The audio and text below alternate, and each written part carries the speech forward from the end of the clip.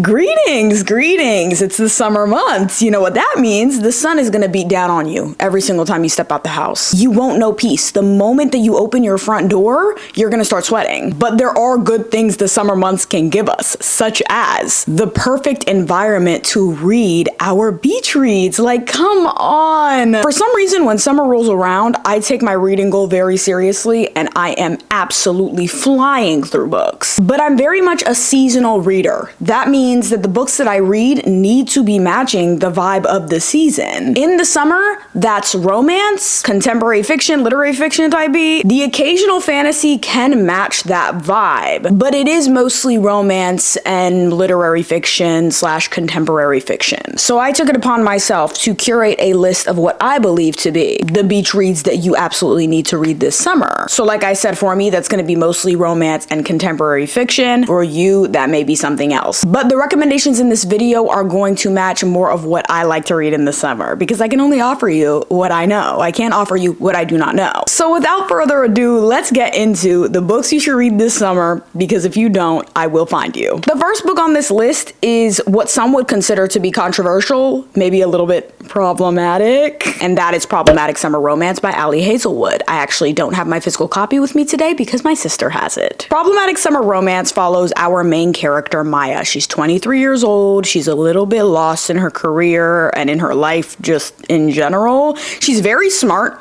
She has a lot of options laid out in front of her, but she doesn't know which way to go. And this summer, her brother is getting married. Her brother is actually the male main character in Not in Love by Ali Hazelwood, so these books are actually interconnected. The book takes place in Italy. So Eli, her brother, is getting married to the love of his life, Rue. They take their wedding party out to Italy, and Maya is quite literally quaking in her boots because she is going to have to come face to face with Connor Harkness. Connor Harkness is Eli's business partner. He's also a man that just so happens to have a little bit of history with Maya. He's also 38 years old. Did I mention that Maya is 23 years old? Yes, I did. They have a connection that I'm not going to go too much in detail to describe to you because I feel like you need to experience this book for what it is. It goes back and forth between the past and the present. You're going to get context about why she is quaking in her boots to see this man and what all the tension between them is about. A lot of the plot in this book is actually surrounding the age gap, which I typically would hate. I would hate that. In fact, I'm not even somebody that really likes to read romance books where there's a large age gap. I think it's corny a lot of the time. I'm just not the one. I'm not the one. But as somebody who has like an unshakable allegiance to Ali Hazelwood and reading every single book that she puts out, I had to give this book a chance, regardless of what the premise was. And trust me, when I heard what the premise was, I was a little scared because I said this may be the day where I don't like an Ali Hazelwood book. But I think the reason why I liked this book despite the age gap is because it's written in a very self-aware tone. She knows that this is kind of ridiculous, just a little bit, but she's challenging you to see that this is something that could happen and maybe you don't hate it as much as you think you do. Like, that's the kind of vibe that I got while I was reading this as somebody that's a little bit taken aback by very large age gaps. I didn't get a bad taste in my mouth from this, like at all, which is shocking. So the reason why I'm going to give a little bit of a warning with this book is because you could potentially not enjoy it because of how much of the plot is about their age gap and how their past is kind of steeped in the conflict that is about their age gap. But I do think if you're going to read any age gap romance, this is the age gap romance to read. It just handles the topic of age gaps in what I believe to be a very responsible way. So if you're about to have a Euro summer and you want to read something that's maybe going to get you out of your comfort zone, maybe you're like me and you're not really a big fan of what I just explained to you, I would give this book a chance. I would put this in my suitcase. I would read it on the beach. But don't say that I didn't tell you what it was about, because I did. And honorary mention is actually going to be Not in Love by Allie Hazelwood, and if you decide that you're interested in reading problematic summer romance, I would read this first. It's not an absolute requirement. Like, this is not one of those interconnected series that I would tell you absolutely have to read the first one to understand and enjoy the second one, but if you have the time and you're willing, put both of them in your bag. I'm not gonna go too in depth talking about this one just because we have a lot of books to cover in this video, but definitely give this a try, give this a shot. I may actually just read the back to you. Rue Seibert, if that's how you say her name, Jesus, might not have it all, but she has enough. A few friends she can always count on, the financial stability she yearned for as a kid, and a successful career as a biotech engineer at Klein, one of the most promising startups in the field of food science. Her world is stable, pleasant, and hard-fought, until a hostile takeover and its offensively attractive front man threaten to bring it all crumbling down. Eli Kilgore and his business partners want Klein. Period. Eli has his own reasons for pushing this deal through, and he's a man who gets what he wants. With one burning exception, Rue, the woman he can't stop thinking about, the woman who's off limits to him.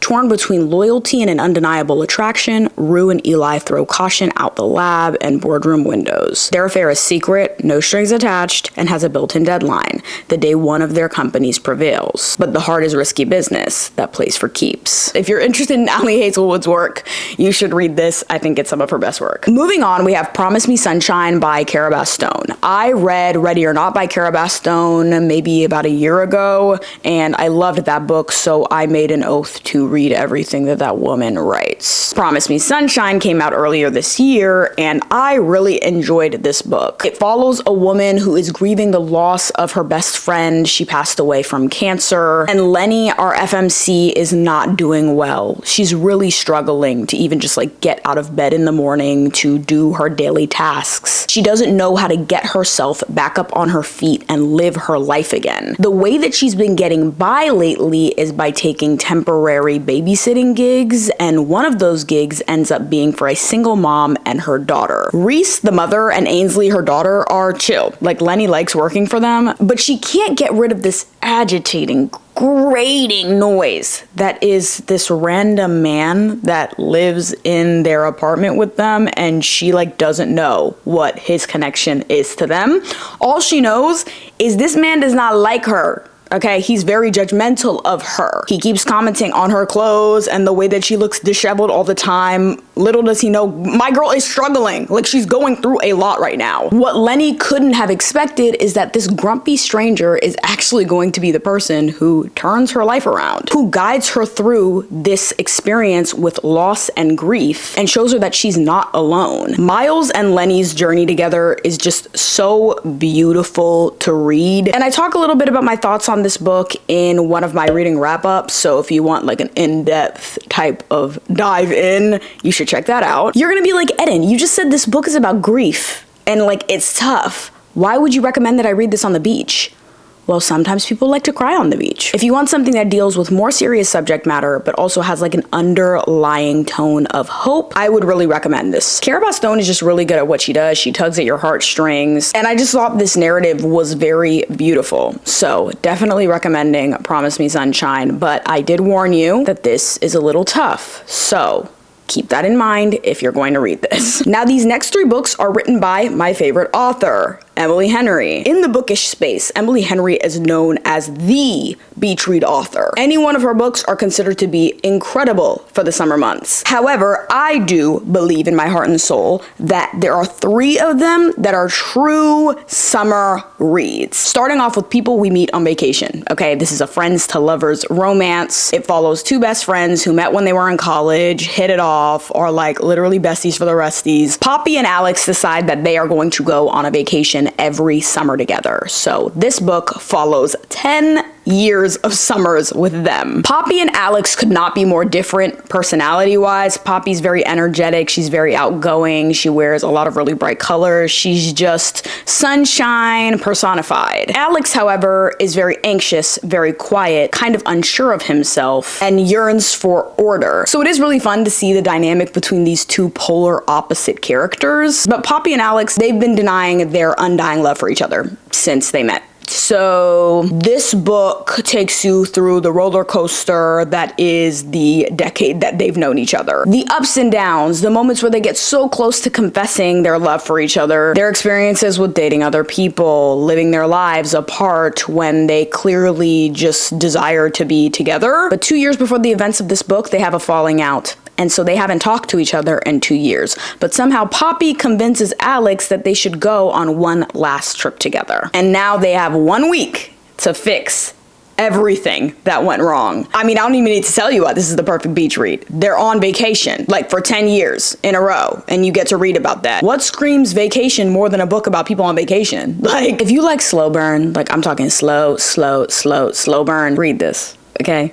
Read it! Emily Henry book number 2 for the summer vibes. Funny story. It's like my top 3 favorite Emily Henry book. It follows Daphne and Miles, and their exes recently broke up with them to get with each other. And now their exes are engaged to be married. Talk about mess, like this is true mess. And then because they both now don't have a place to live anymore because their exes left them for each other, they decide to move in together. And not only do they decide to move in together, but they also decide that they are going to fake date to make their exes jealous. I usually hate fake dating. Well, I actually wouldn't say I hate it, but it's not my favorite trope. People like fall weak in the knees for fake dating. It's not my favorite thing in the world. I think sometimes it can come across a little bit corny and just overdone. But if you do it right, fake dating is like incredible. It's just the best way to display tension between characters because they're going through the motions of a relationship, but telling themselves that they can't be with each other because it's fake, but because they're going through the motions of a relationship, of course they're going to start developing real feelings for each other. So you get all of that goodness in this one. Miles is just like a very chill, laid back, scruffy guy who is just like the most type C person that you know, but he's very personable. Everybody likes him. And Daphne is very drawn to this, but also maybe slightly jealous by the way that he can move through the world with such comfort because she doesn't feel that comfort with herself. She doesn't feel that confidence in herself that she perceives in him. And so that makes for not just a very interesting romantic dynamic, but just an interesting dynamic in their interactions in general. This is set in a small town in Michigan. So if you're one of those lake people, if you like to go to a little lake in the summer, that's your preferred place to vacation, to holiday. Emily Henry's books in general are really good for that, but I think this one in particular is really going to tickle your fancy. The way that I describe Emily Henry's characters to people is they're very real humans who make very real mistakes. It's not like a lot of these contemporary romances that are trying to sell something to you that's just completely and utterly unrealistic, which a lot of people like to read because when they're reading romance, it's almost like fantasy. Like it's not reflective of anything that really happens outside of the pages of that book. Emily Henry's books are not that, which is why a lot of people say that they don't really see her books as romance books. They see them more as literary fiction. I think that's the craziest claim that anybody could ever make. Emily Henry writes romance. She writes good, well-rounded romance that just so happens to have other subplots that bolster the romantic story, that make you feel like you're reading about entirely whole people, not just people that are described to you within the context of a romantic relationship. And so that's why people think that she's not just a romance author. I think that's crazy. I would say though that Emily Henry is the perfect romance author for lovers of literary fiction. If you are somebody that finds yourself just reading contemporary fiction, just reading literary fiction, and you're interested in romance, but you don't know where to start, Emily Henry is how you're gonna get your toes dipped in that pond, okay? I would say Funny Story is definitely her most trope-heavy book, but not in a way that's like annoying or overwhelming to me. That's how I knew that this woman could really never disappoint me. But this one, I love her, so you should too, okay? And then lastly, we have Happy Place. And this is actually tied, I think, for number 1 in terms of my favorite Emily Henry books. Sometimes I switch and I'm like, Beach Read is number 1 and Happy Place is number 2. Sometimes I say they're tied. Beach Read will always be number 1 regardless of where this place is, but Happy Place, oh, I love this so much. I actually had to endure my friends chirping in my ear about how much they don't like this book, and it was honestly one of the most painful times of my life. I am a defender of this book through and through. Some people just don't get it. okay? Some people just don't get it, and I'm here to tell you I get it, and I think that if you give this book a chance, you will get it too. Happy Place follows Harriet and Wynne. They met when they were in college, and they had been together for many, many, many years, but then 7 months ago, like prior to the events of this book, they broke off their engagement. But that is not the last they're hearing from each other, no, because every single year, their friend group from college goes on a trip to one of their friends' family's beach houses. It's a cottage in Maine where they have their yearly reunion, and the vibes are just supposed to be right. Except they didn't tell their friends that they broke off their engagement. So now they're both at this cottage with each other, having to pretend that they're still together. This is a second chance romance book, but it's also a book that spends a lot of time discussing what your friendships look like after you graduate from college, or after you leave your early 20s and you all go your separate ways and you may not have as much time for each other as you used to. This can be heartbreaking, and I think that Emily Henry does a really good job of showing what that growth apart can look like and how different people with different personalities react to that separation. All of that together with the backdrop of just like a stunning setting in Maine. Mwah! Chef's kiss to me. Like, I keep saying that. I think I literally said that about Funny Story, but I feel the same way about this one, so what now? Emily Henry's banter is just so witty and refreshing. This book jumps between the past and the present to show you what Wynne and Harriet's relationship looked like before the broken engagement and then after. You get to see how their different choices in career and other external circumstances change the nature of their relationship. This book is just so raw. Like, it's real. I don't know if I love it so much and relate to it so much because of the timing at which I read it, but she really just hit something deep inside of my soul with this one. Great beach read, but also be ready to potentially shed a tear. And if you don't like this book, literally don't tell me. Do not communicate that information to me. I'm not interested in it. Like, you're definitely gonna kill my vibe if you do that. Some things are better left unsaid. Now, if you're looking for something short, and I'm talking under 200 pages, I have Big Fan by Alexandra Romanoff for ya. This book is for the girls who grew up reading fan fiction, particularly about their favorite boy bands. If the number one thing you wanted in life was to be YN in One Direction fan fiction, this is gonna be the book for you. Our main character Maya found herself in the middle of a high-profile sex scandal. Her ex-husband couldn't keep it in his pants, and he cheated on her.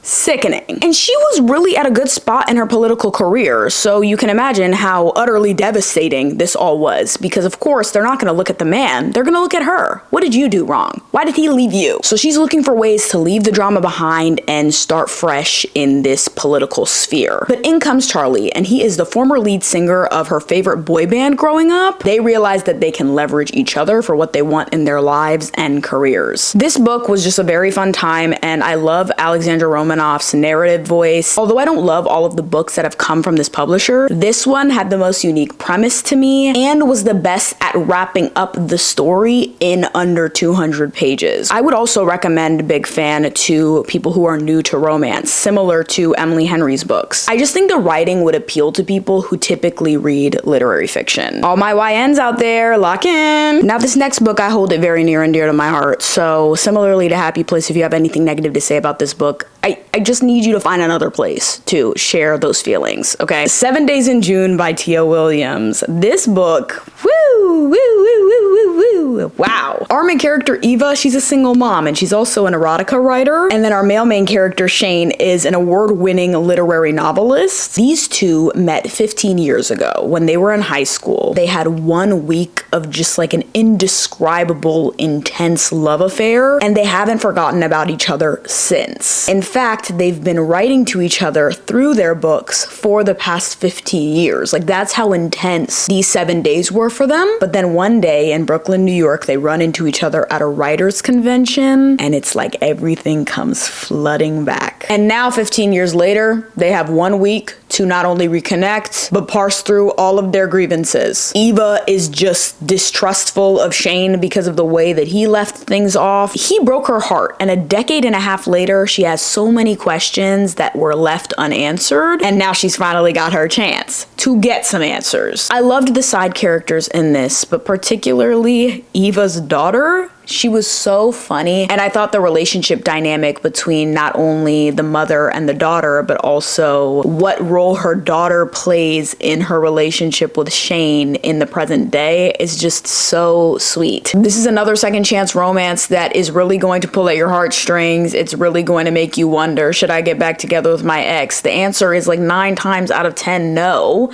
but still read this and enjoy it. This was one of those books that genuinely made me laugh out loud. That's actually very hard for me to do. A book can make me cry, but to make me laugh, that's a lot harder. I will warn you, this book also does cover some pretty heavy subject matter. Their week together when they were kids is heavily traumatic. This is a book that I not only think you could read at the beach, but could also read when you're locked up in a house because there's a heat wave every other week because of global warming. Sit inside with your AC pumping out those vents and enjoy this book, okay? The next book on the agenda is You with a View by Jessica Joyce. This was actually one of those books I wasn't expecting to love as much as I did, but then when I read it, I was like, of course you would love this, and I'm gonna tell you why. I recommend this to people who love Beach Read by Emily Henry because the 2 main characters in this are basically like the same archetype as the 2 main characters in Beach Read. And it's not in a way that you feel like you're reading a carbon copy of the main characters in Beach Read, but I do know that if you like the dynamic between those 2 characters, you would like the dynamic between these 2 characters. You with a View follows Noelle Shepard. She's recently unemployed and she's moved back in with her parents. Her grandmother recently passed away and they were very close, so she is heartbroken. She was going through some of her grandmother's things and ends up finding evidence of a broken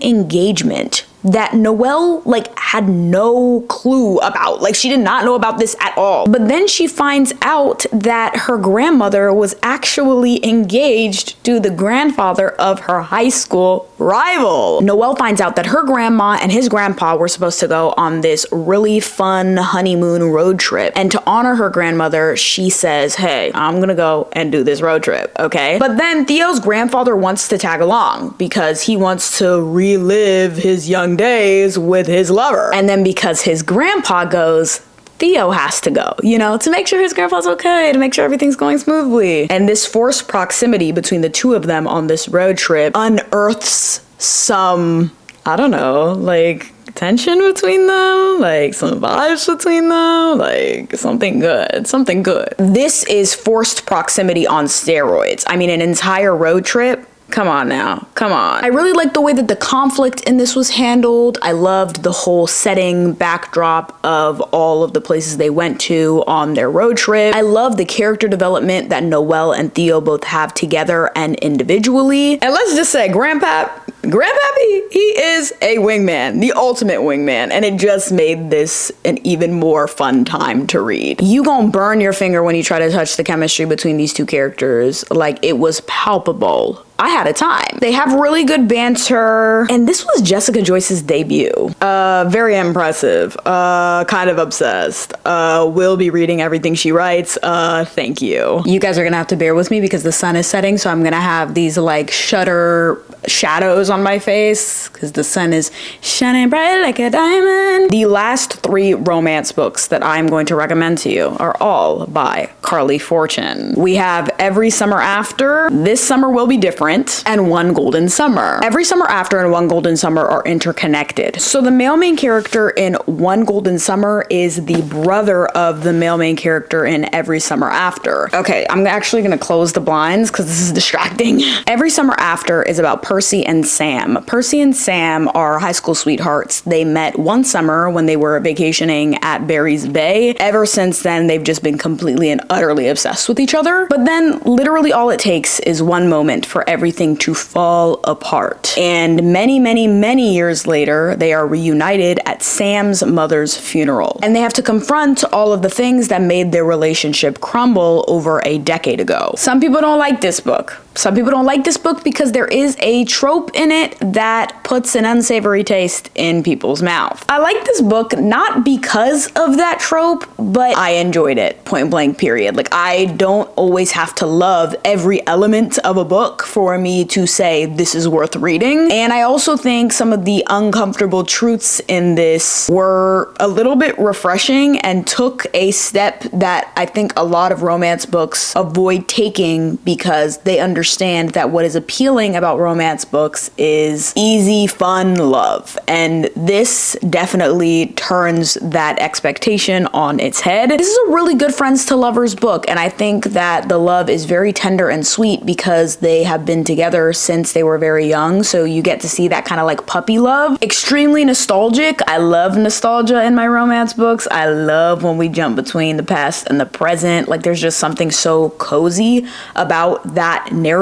structure. Then we have One Golden Summer, and this actually came out fairly recently. I did not expect to love this as much as I did. Oh my god. Charlie Florrick is the male main character in this book, and I always say I let him get away with things that I would not let any person ever in real life or in fiction get away with. And I know that's gonna make it sound like he's like the worst and like does a lot of really bad things. That's not true. It's just like I have a very low tolerance for men doing annoying, sucky things in romance books. And in this, he does make some mistakes, but I think that he's worth redemption. So this book follows Alice, who is a photographer who's very burnt out from her job. She just needs a break. So she takes her and her grandmother to Barry's Bay to just kind of like chill on the lake and vibe. She thought she was just going to be chilling with grandma, living her best life. Well, she is going to live her best life, but with Charlie Florrick, okay? She did not anticipate this man, but he showed up nonetheless. He's a shameless flirt. He shows her a good time. He's like very confident, but not in like an annoyingly cocky way. He is kind of cocky, and I don't usually like reading about cocky men in romance books. Like, that's not appealing to me personally, but for some reason it's just very well done in this. Like, he gives her a summer to remember, and it's just so, this embodies summer. This book is summer. It's one golden summer. And it also made me cry. This book did make me cry, and it's not even because it's like the heaviest book you'll ever read. It's definitely not that, but it was literally just how their love story wrapped up. Like, the ending of this book did indeed have me in shambles. God, if I could just inject this in my veins, I would. And lastly, if you want something that's just gonna be like summer fling, okay, not too serious, perhaps involving a best friend's brother type of beat, is gonna be, this summer will be different. Every year, Lucy goes to Prince Edward Island to vacation to unwind. But one summer when she arrives, she ends up hitting it off with a local. And she doesn't know that this guy, Felix, is actually her best friend's brother. Every summer following that, she cannot stay away from this man. Okay, she cannot stay away from him for the life of her. This book does try to have a conflict outside of the two main characters, and I won't say that it's the strongest conflict. It's not my favorite part of the book. My favorite part of the book is just the tension between these two main characters, Lucy and Felix. They cannot stay away from each other. So I definitely wouldn't read this if you want a subplot that's very strong outside of the romance. But if what you want is just a fun, flirty romance with a beautiful setting, this is the book for you. Now we are going to move on to the contemporary fiction / literary fiction books. This would not be a Summer Rex video without Margot's Got Money Troubles by Ruthie Thorpe. Margot is enrolled at her local junior college, and she ends up having an affair with her professor.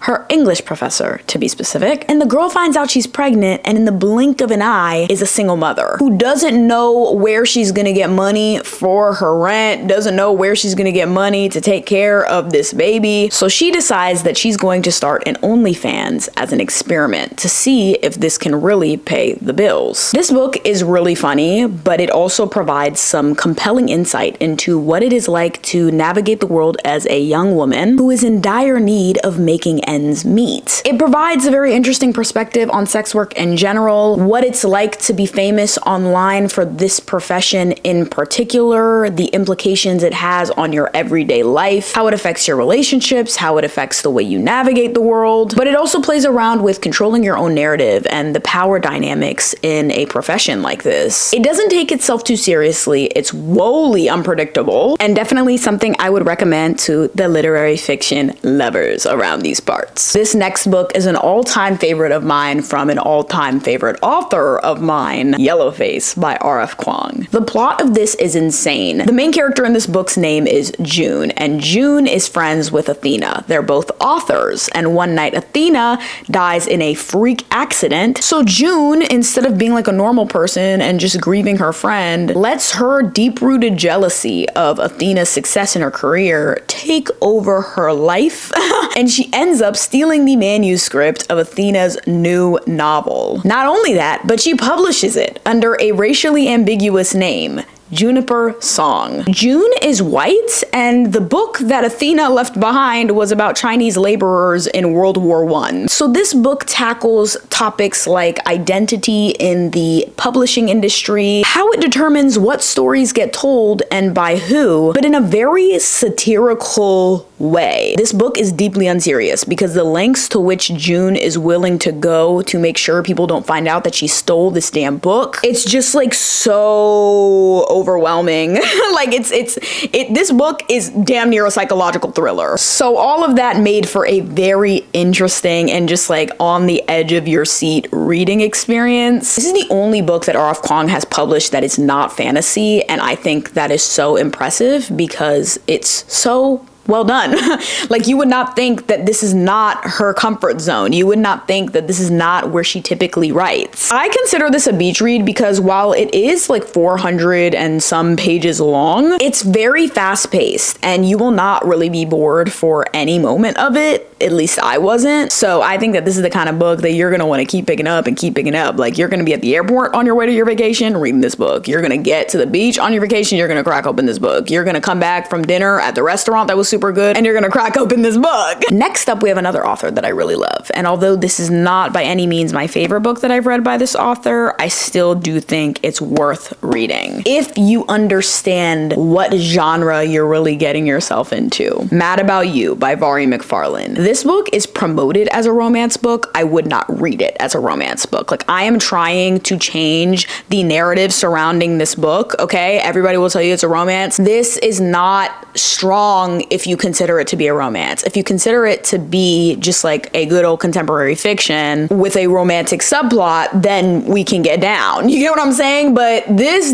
I don't understand. I rated it 3.25 stars, I think, when I finished it. And the reason for that is because I just think it was poorly marketed. So I'm here to tell you that I think that this is like a decent book. Just know what you're getting into when you read this. Harriet Hatley is our female main character in this book, and she doesn't believe in romance. She hates the institution of marriage. It's kind of funny because she's a wedding photographer. Like, what an interesting profession to choose if that's how you feel about love. But what's also kind of funny is Harriet's in a relationship, like a long-term relationship with her boyfriend, and he really sucks. So they break up. She realizes that he sucks because one day he does something that's just like so completely and utterly unhinged in her eyes, but now she's out of a place to live. So she goes apartment hunting and she finds our male main character, Cal Clark. They end up being roommates, and one thing leads to another, and they realize that maybe they've developed a little bit more of a relationship outside of their roommate situation. So I am obsessed with Vari McFarlane's narrative voice. I think it's very unique and just like very charming. I would say she's very singular in what she does, and somebody is doing this woman a disservice by marketing some of her books as romances. This one is definitely not what I would consider to be a romance book. Other books that like I read the description of seem like romance books too. I haven't read all of her books, but now I'm a little bit weary where I'm like, okay, am I gonna pick up her books and like expect romances and they're just not romances? This book is marketed way less as a romance and more as just like a story about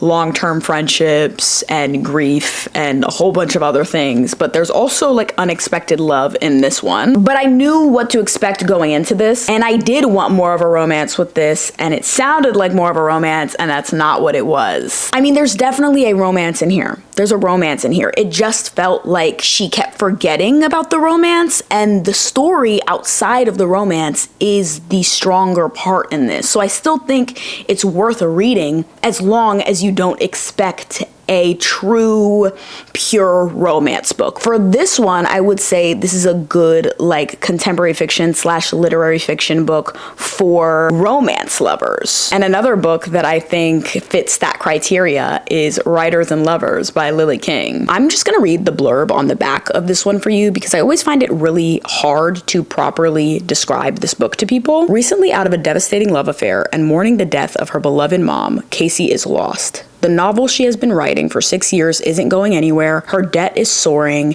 and at 31, with all her friends getting married and having kids, she feels too old for things to be this way. Then she meets Silas.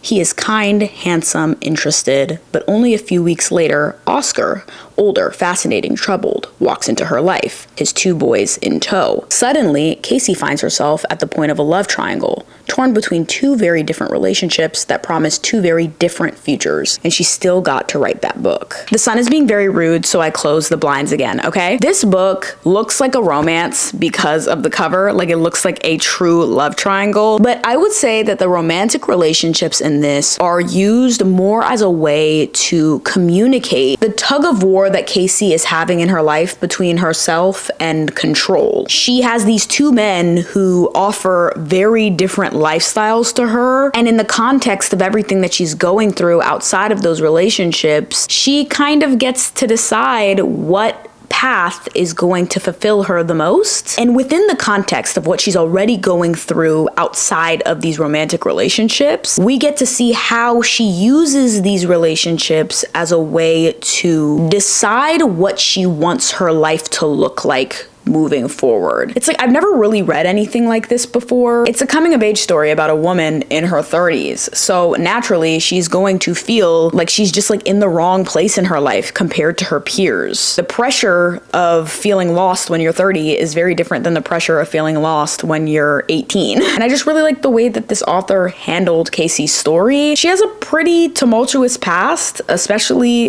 in regards to her family life. I would say that Lily King's obsession with setting takes a little bit of getting used to. The way that I would describe it is that this author gives equal attention to all of the objects in any given setting that our main character is in. But I got used to it as the story went on, and it definitely didn't stop me from enjoying this book. I gave it 4 stars, and I think that this is a very lovely vacation read. If you are somebody who's like no funny business, like let's keep it serious. And then lastly, I would recommend One Italian Summer by Rebecca Searle. This is another one that's just completely mismarketed. Everybody want to call this a romance. No, this book follows Katie, who recently lost her mother, and she is really going through it. And they were supposed to take a mother-daughter trip to Positano, Italy together. Katie decides to take this trip on her own, and while she's there, she runs into her mother at 30 years old. Like, her mother in the flesh in Italy is standing right in front of her. But instead of it being her mother that she knew, it's her mother at 30. So this book utilizes magical realism for Katie to get to know her mom before she was her mom as she knows her. She has to reconcile with who she knew and the woman standing in front of her. I always say this book is gonna make you want to run and hug your mom, okay? The setting is stunning and just like very cozy, because if you've ever been to the Amalfi Coast, you know it's very small, it's very quaint. So Katie builds a good relationship with a lot of the townspeople, essentially. And sure, this book has like the most microscopic subplot of romance, but it's definitely not the main focus and could be removed from the book and this book would still stand. So this is another Euro summer book. Maybe not in the same way that Problematic Summer Romance is, but a Euro summer book nonetheless. Those are all of the books that I have to recommend for you today. Now, it is not lost on me that it is July, but summer did just start like 10 or 11 days ago. If we're talking in technical terms, summer did not start until June 20th, so I'm actually not that late. The moment April ends, everyone wants to pop out like it's summer, it's summer, it's summer. Excuse me for waiting for the proper time. Okay? If you read any of these books, let me know. If you have read any of these books, let me know. And I would say if you don't like them, also let me know, but I'll be nice. Also, let me know if you don't like any of them. Thank you for watching today's video, and I will see you guys in the next one. Bye!